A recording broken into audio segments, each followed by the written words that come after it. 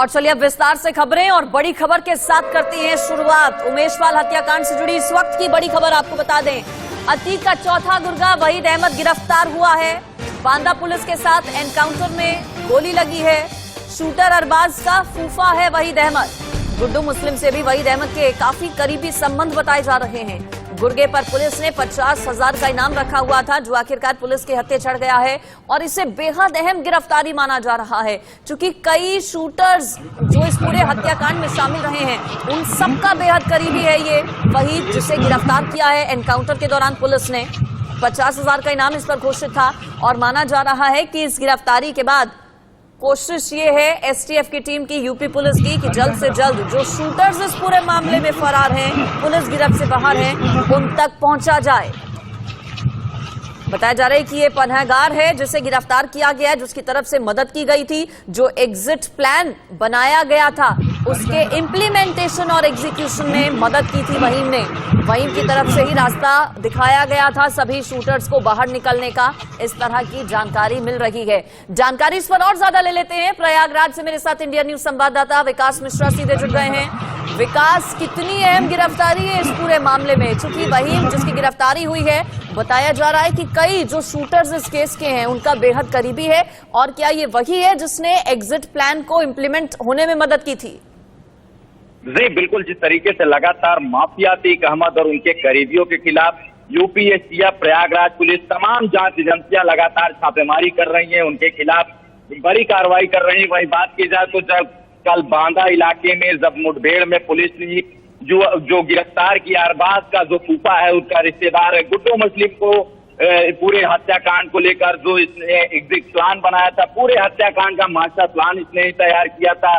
जो सूत्र हमारे बताते हैं, बात की जाए तो जो आज नेपाल से एक गिरफ्तारी हुई है वो प्रयागराज के मऊआमा इलाके का रहने वाला है। उसको लेकर भी लगातार यूपी एसटीएफ, प्रयागराज पुलिस, जो मऊआमा इलाके में जहां इसका घर था वहां पर छापेमारी की जा रही है, वहां से इनपुट जुटाए जा रहे हैं।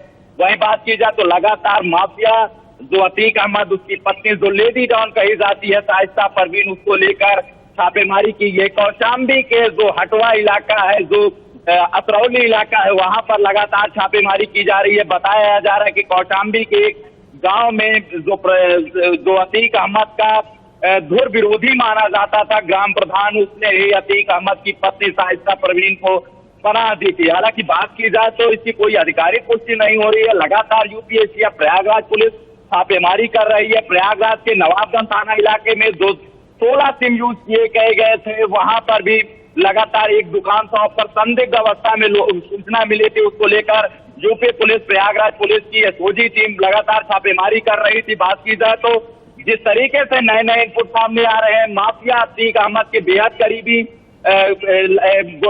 मुजफ्फर, जो एक कुख्यात गौ तस्कर है, ब्लॉक प्रमुख बिकौड़ियार का, वो जेल में ही बंद है, उसको लेकर भी उसके घर पर छापेमारी की जा रही है। तो साफ तौर पर जहां जहां इनपुट मिल रहे हैं वहां लगातार यूपी एसटीएफ, प्रयागराज पुलिस छापेमारी कर रही है। और प्रयागराज डेवलपमेंट अथॉरिटी भी बड़ी कार्रवाई कर रहा है। तो साफ तौर पर जल्द ही पूरे नेटवर्क का खुलासा किया जा सकता है। जी बिल्कुल, आप मेरे साथ विकास बने रहिए। एक और बड़ी खबर इस केस से जुड़ी हुई बता देते हैं अपने दर्शकों को। प्रयागराज से ये बड़ी खबर है कि शाइस्ता परवीन की याचिका पर आज सुनवाई होने वाली है। सीजीएम कोर्ट में दाखिल याचिका पर सुनवाई होगी आज। नाबालिग बेटों को लेकर याचिका दरअसल दाखिल की गई थी शाइस्ता परवीन की तरफ से, अतीक अहमद की पत्नी की तरफ से, कि नाबालिग बेटे आखिर कहां हैं। हिरासत से उन्हें छुड़ाने की मांग इस याचिका में की गई थी। अवैध तरीके से बेटों को हिरासत में रखने का आरोप लगाया गया याचिका में। पुलिस वहीं दूसरी तरफ कह रही है कि बाल सुधार गृह में भेजे गए अतीक अहमद के 2 नाबालिग बेटे, लेकिन किस जगह पर, कौन से जिले में, ये अभी तक नहीं पुलिस की तरफ से बताया गया है। विकास इस पर मेरे साथ बने हैं। विकास, नाबालिग बेटे जो हैं अतीक अहमद के, उनको लेकर भी पहले से सवाल है कि आखिर वो है कहां। पुलिस कहती है कि बाल सुधार गृह में है, लेकिन किधर है इस पर पुलिस जानकारी नहीं देती। दूसरी तरफ आज इस पूरे मामले पर कितने बजे सुनवाई सीजीएम कोर्ट में? हाँ बिल्कुल, साफ तौर पर जिस तरीके से लगातार उमेशपाल हत्याकांड जब से हुआ है तब से ही बताया जा रहा है कि जो अतीक अहमद जो माफिया है, उसके जो 2 नाबालिग बेटे हैं उसको पुलिस ने हिरासत में लिया था। हालांकि पुलिस का साफ तौर पर कहना था कि जब सीजीएम कोर्ट में जो अतीक अहमद की पत्नी शाइस्ता परवीन है, उनकी अधिवक्ता की ओर से एक अर्जी दाखिल की गई कि उनके नाबालिग बेटे को पुलिस अवैध तरीके से हिरासत में ले रखी है उसको छोड़ा जाए। वहीं बात की जाए तो पूरे मामले को देखते हुए जो प्रयागराज जिला न्यायालय के सीजेएम है, उन्होंने एक आख्या तलब की थी धूमनगंज पुलिस से। उसने उस आख्या में धूमनगंज पुलिस के जो इंस्पेक्टर हैं, उन्होंने साफ तौर पर कहा था कि जो अतीक अहमद के बेटे जो नाबालिग हैं, वो धूमनगंज इलाके में घूमते घूमते मिले थे।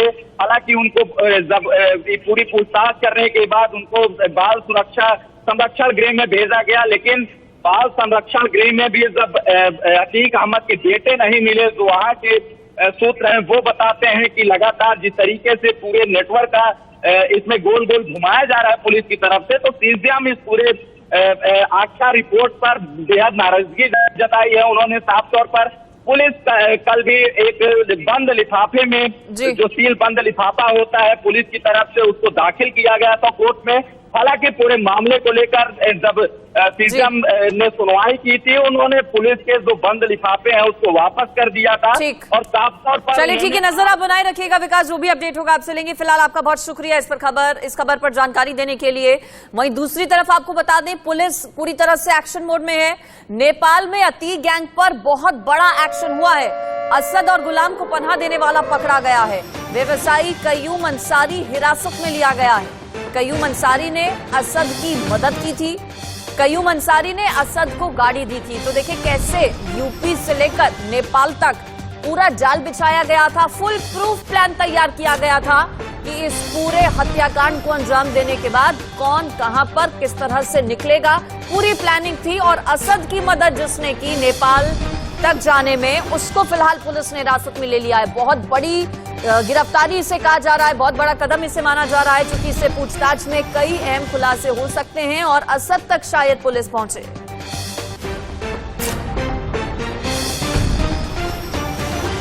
धरने पर बैठे आप देख सकते हैं कि हमारे पीछे पुलिस इनको रोका हो गया। ये सब फार्मासिस्ट हैं जो अपनी मांगों को लेकर विधानसभा की तरफ जा रहे थे, इनको रोका गया है। पुलिस ने इनको बैरिकेड करके यहाँ रोक दिया है। लगातार नारेबाजी हो रही है। अब देख सकते हैं कि लगातार जो विरोध है वो देखने को मिल रहा है। क्या मांग है, क्या नाराजगी है? सर, हम लोग विज्ञापन संख्या 2/2019 4 साल से नियुक्ति के इंतजार में परेशान है। हम लोगों का कोई दोष नहीं है, हम लोग फ्रेश सिलेक्टेड हैं। उसके बावजूद जा रहे थे हम लोग सर बीजेपी कार्यालय का घेराव करने जा रहे थे। इस पर जानकारी ले लेते हैं, मेरे साथ रवि जुड़ गए हैं सीधे हमारे संवाददाता ज्यादा डिटेल्स के साथ। रवि, कयूम कितनी अहम और बड़ी कड़ी साबित हो सकता है शूटर्स तक पहुंचने में, असद तक पहुंचने में? चूंकि बताया जाता है कि कयूम की तरफ से यूपी टू नेपाल जो पूरा प्लान था उसे एग्जीक्यूट कराया गया, असद की खासतौर पर मदद की गई। कितनी अहम कड़ी साबित हो सकता है? पूछताछ क्या इससे की गई? क्या कुछ बड़े राज उगले इसने?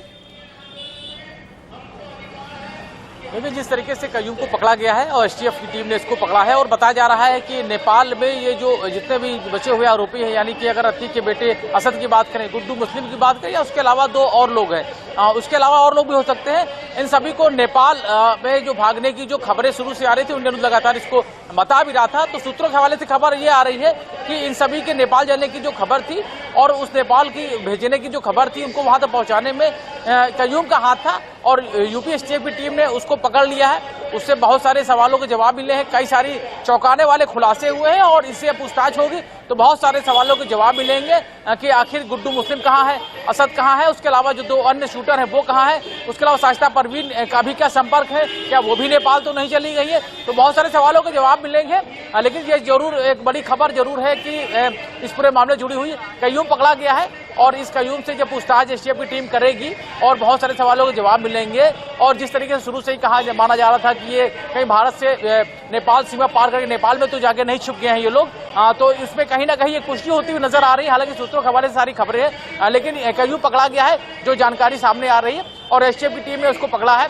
अब उससे भारत लाने की जो बात है वो सामने आ रही है। देखिए, माना जा रहा है कि गेम चेंजर साबित हो सकती है कयूम की गिरफ्तारी, चूंकि कयूम की तरफ से कहा गया है कि वो कई लोगों के साथ, कई राजनीतिक लोगों के साथ भी संपर्क में था। ऐसे में क्या अब और चेहरे उजागर होंगे इस पूरे केस में? ये देखना होगा। आप नजर बनाए रखिएगा। रवि, आपका फिलहाल बहुत शुक्रिया इस पर जानकारी देने के लिए।